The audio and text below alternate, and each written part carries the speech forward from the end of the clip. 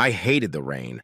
I sat in the cab of the car watching the drops hit the windshield and listening to them drumming on the roof. This was not a nice, soft summer rain. It was a gully washer.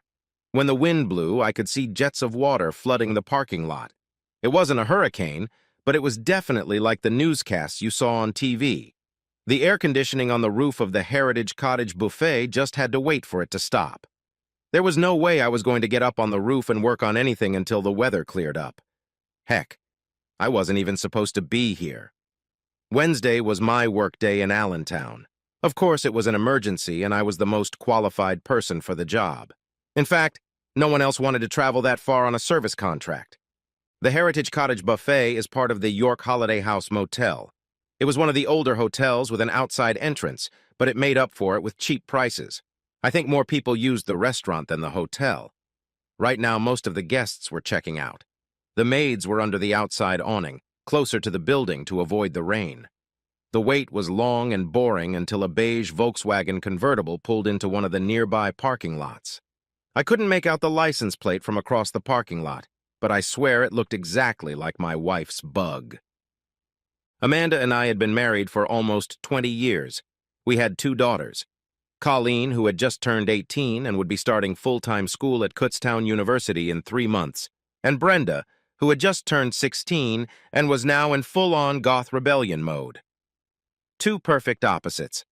Although Amanda and I went to high school together, I really got to know her later in life when she worked as a waitress at a local diner.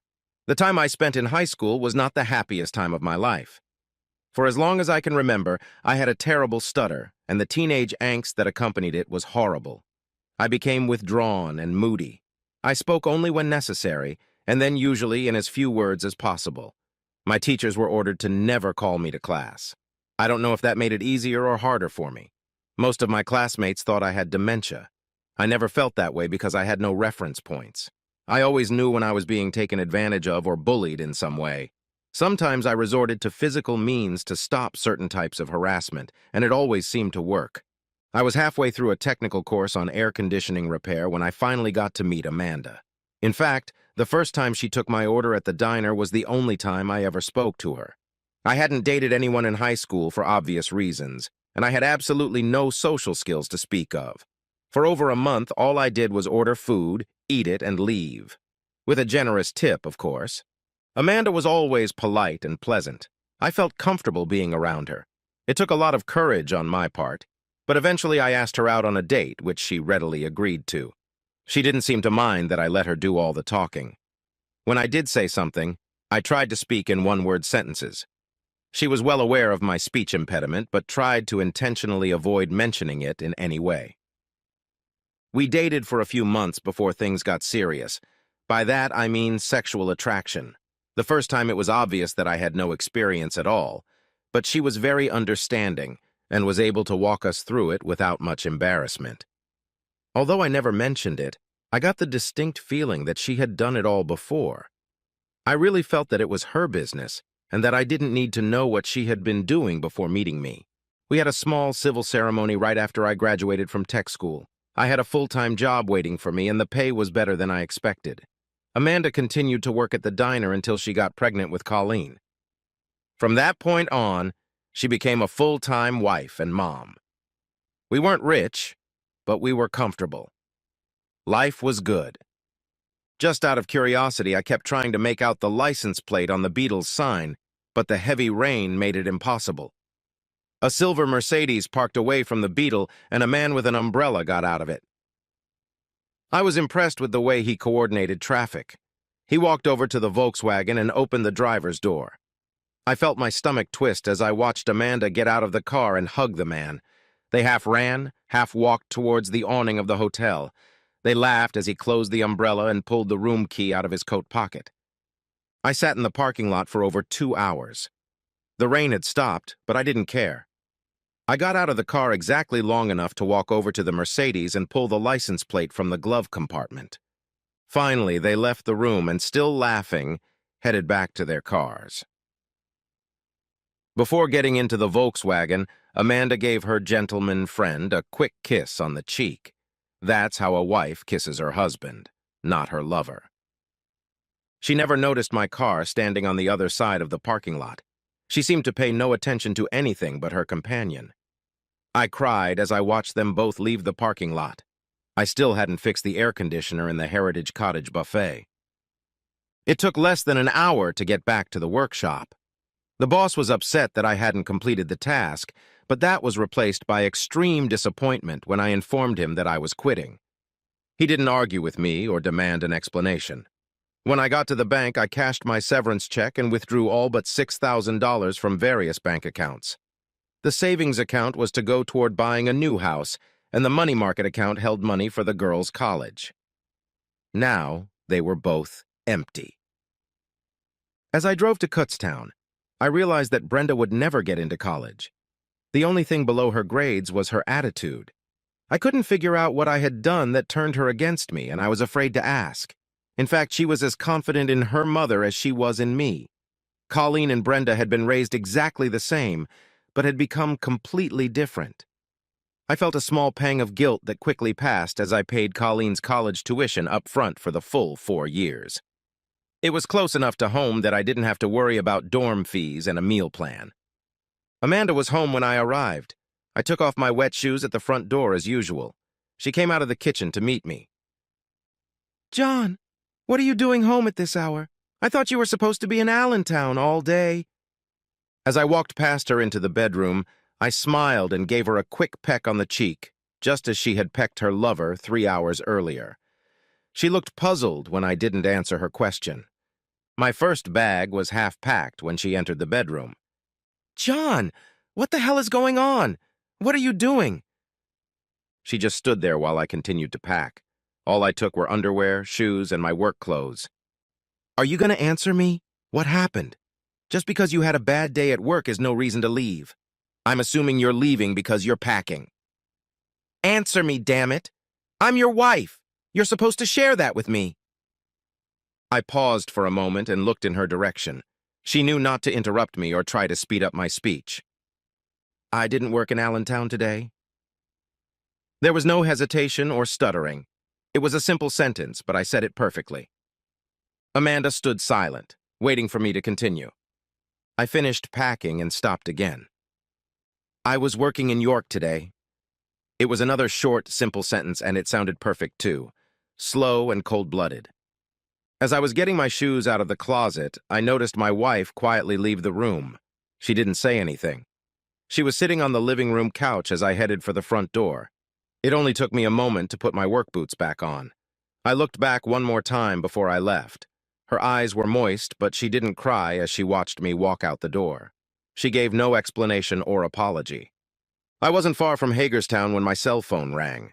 Under the circumstances, I think I would have had an easier time communicating if I had learned how to send text messages, but just using a cell phone was an accomplishment for me. That was Colleen. "Hey, Dad, where are you?" "Hi, Hagerstown. Yeah." "Mom told us you left, and I just wanted to make sure you were okay." "I'm fine."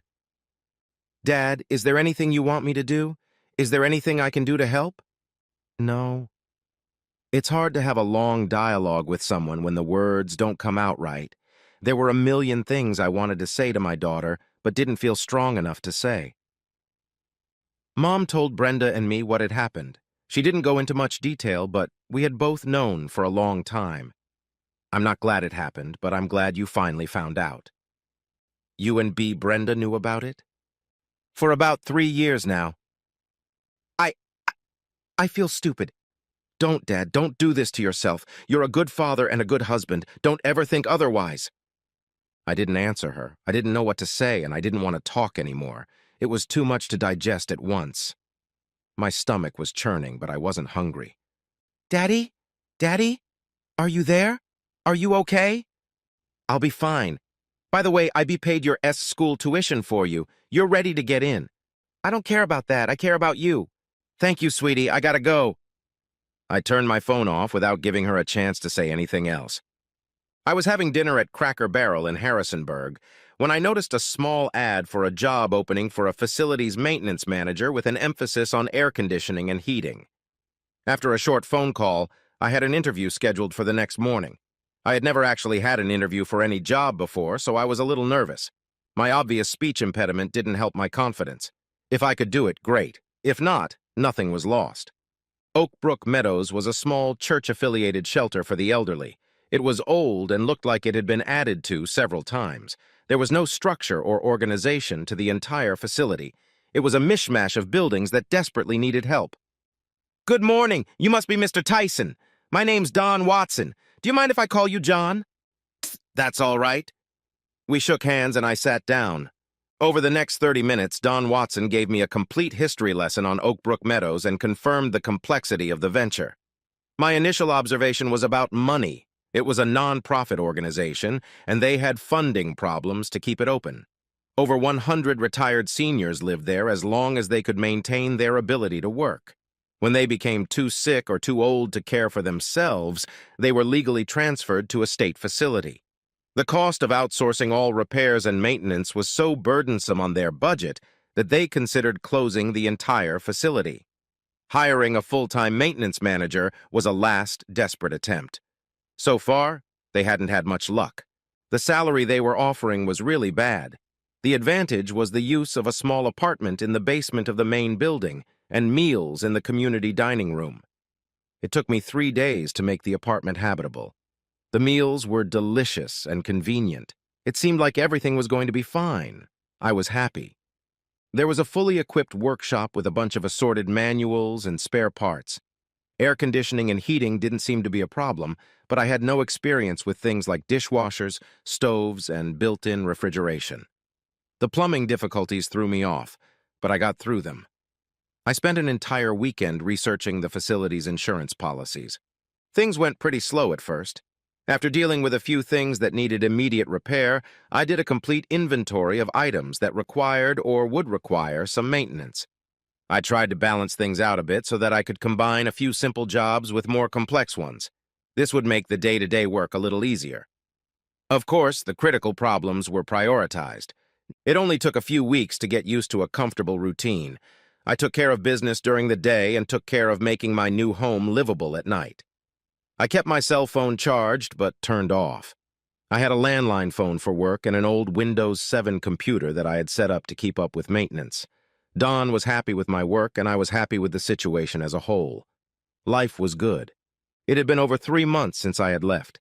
I decided to call Colleen on her birthday. It was my first contact since I left. I was surprised that no one had tried to contact me, and depressed that no one cared enough to try. Of course, my phone had been off for most of that time. "Colleen, it's Dad. Happy birthday. Dad, it's so good to hear from you. Your phone was off. Where are you and what are you doing? I was worried about you." "Slow down. One question at a time. I'm fine. I have a DD job and a place to live. I'm more worried about how you're doing." "School's good. I live in a dorm room with 2 other girls. I've been sticking to my meal plan instead of going home to eat. I have a part-time job at a diner near campus." "Do you need anything?" "No, I'm fine. Is everything else okay?" "No, not really. Mom's pretty depressed, of course. She told Brenda and me what happened. I don't think she's sorry for what she did, but she's sorry she got caught. She got a job at Zinn's Diner, but I don't think she makes enough to keep house. She sold all your tools and junk from the garage and is selling off the furniture. Last time I talked to her, she said she was going to go to the bank about the mortgage payments. I think she's going to repossess the house." "It's a shame. It was a nice house." "Oh, by the way, Brenda's missing. A few weeks after you left, Brenda and Mom had a big fight. In case you didn't know, you're not Brenda's biological father. It's some guy from Gettysburg named Samuelson. I think that's the guy she was dating the day you found out. Anyway, Brenda left and sent a postcard from San Francisco. It's like I'm the cause of so much misery." "No, you're not, Dad. Mom brought this all on herself." "Colleen, give me your P address. I'll send you a power of attorney to make it easier for your mother to get rid of the house." "You don't have to do that, but it would be easier for Mom." The staff did not eat with the Oak Brook Meadows residents. They ate a little later and in a separate part of the dining room. By this time, I had made friends with the other staff and a few of the residents. I don't know why I thought of them as inmates, but it seemed appropriate. Ivy James soon became a regular at my dining room table. Ivy was in charge of the laundry at the institution. In fact, she was the facility's laundress. Most of the residents did their own laundry in the community laundry room, which I also had to take care of. If there was a way to mess up the washer or dryer, they found it quickly. Ivy was in her late 40s or so. She wasn't a dazzling beauty, but she wasn't a crocodile either. I learned that she was single and had never been married. She worked hard and was in pretty good shape as far as I could tell. She lived with her parents and they would drop her off and pick her up from work. What set her apart from everyone else and made me sympathetic was that she was deaf. In no time, I found myself spending more and more time with Ivy. She had a small notebook on a strap around her neck and used it when needed. Usually, she got along just fine without it. She was a pretty good lip reader, and for some reason, I didn't stutter when I was with her. I didn't even have to enunciate the words. I could just say them with just my lips. It calmed me down a bit. She never made me feel self-conscious about my affliction. Our relationship improved when she invited me to spend Thanksgiving with her family. Her parents and sister were not hearing impaired. Her mother and sister were both proficient in English. Her father had a good-natured attitude, but relied on two women to translate for him. They quickly noticed my stuttering and tried to guide the conversation so that I could minimize the amount of talking but still feel included. Overall, it was a good experience. Ivy and I became close. The Virginia School for the Deaf was 30 minutes away in Stonington. I had no problem signing up for evening English classes even in the middle of the semester. I didn't say anything to Ivy, but she realized something was going on when I started paying more attention to her gesticulations at different times. When I finally told her, she brightened up and offered to stay up late to help me with my homework. The school explained that it would probably take about 2 years to become proficient enough to hold a simple conversation, but I had to start somewhere, and I was motivated. The work was good. I had a personal life of sorts, but I wasn't really dating anyone. Every day, the pain I was feeling over the breakup of my marriage was lessening more and more. Colleen called and told me she was coming over for Christmas. She didn't ask me, she told me. How could I say no? Oakbrook Meadows had several available guest rooms, so I had no trouble reserving one for her. I was a little worried about her meeting Ivy, but it wasn't necessary. As soon as Colleen realized Ivy was deaf, she started gesturing. She wasn't very good at it, but good enough that the two of them could have long conversations without me. Colleen took 2 courses when she was still in high school and was able to get advanced placement when she went to college. Of course, dear old Dad didn't know anything about it. It seems she had already decided to major in special education at Kutztown. We ended up spending most of Christmas vacation with Ivy and her parents. Of course, I still had to do some remodeling. Everything seemed to keep falling apart, even though it was a holiday. Colleen didn't seem to mind that I had to leave her sometimes. I was a little embarrassed when Ivy kissed me under the mistletoe, but Colleen seemed to enjoy my discomfort. Before I left, Colleen casually mentioned that she thought Amanda was still in touch with Jeff Samuelson. It wasn't something she said to Colleen, just little hints and things she casually said or referred to. Colleen got the feeling that she was planning something that was going to happen in the future and was looking forward to it. 2 weeks later, I was satisfied. She hadn't asked for anything. She just wanted a divorce. I signed everything and sent it back to her attorney. There was only one thing bothering me. I was furious. She had used me, taken advantage of me, and then felt she could just throw me away when she didn't need me anymore. It was wrong. I know. I left her and opened that door. It still wasn't right, and I wanted to find some kind of balance. I was happy with my new life, and normally I should have just accepted my good fortune and moved on. I couldn't do that. Ivy didn't gloat when I told her about the divorce, but it was obvious that her mood had improved a bit. She was still the same as before, but better. My nights were sleepless as I kept thinking about being used. My pride was destroyed. She screwed up, and I was the one who was hurt. I know that's how things usually go, but I still didn't like it. I needed to calm down. It was Monday morning, 6 o'clock in the morning. I was drinking coffee at the Ugly Mug Cafe in Gettysburg, waiting for Jeff Samuelson to leave for work. He left the house at 7 a.m., just as I arrived. I dressed up a bit for my meeting with Mrs. Samuelson because I didn't want her to feel uncomfortable. I had no idea what I was going to say to her when I rang the doorbell. Even though it was still early, she was already dressed. I was afraid she'd be in pajamas or a robe. "Yes, may I help you?" "Mrs. Samuelson, My name is John Tyson. I was hoping I could take up a minute of your time. Are you selling something, Mr. Tyson? I don't think we'd be interested. No, ma'am. This is a private business concerning your husband and my wife. She stood silent, deep in thought. I couldn't tell if she was going to ask me to leave or invite me in. Your wife's name wouldn't happen to be Amanda, would it? Isn't it? Yes, ma'am. Please come in, Mr. Tyson. We really need to talk. Marie Samuelson and I spent the next 2 hours together. As I left to go home, I wasn't sure if I felt better or worse. She had suspected something for several years, but had never been able to come up with anything concrete. Most of the time, she acted calm and stoic until I told her about Brenda. Her whole demeanor changed. It was then that I decided it was time to leave. My job was done. The first thing I did when I got back was tell Ivy everything. I couldn't start a relationship with her if we had secrets. She seemed to understand and took a little extra time to try and comfort me. Things were back to normal.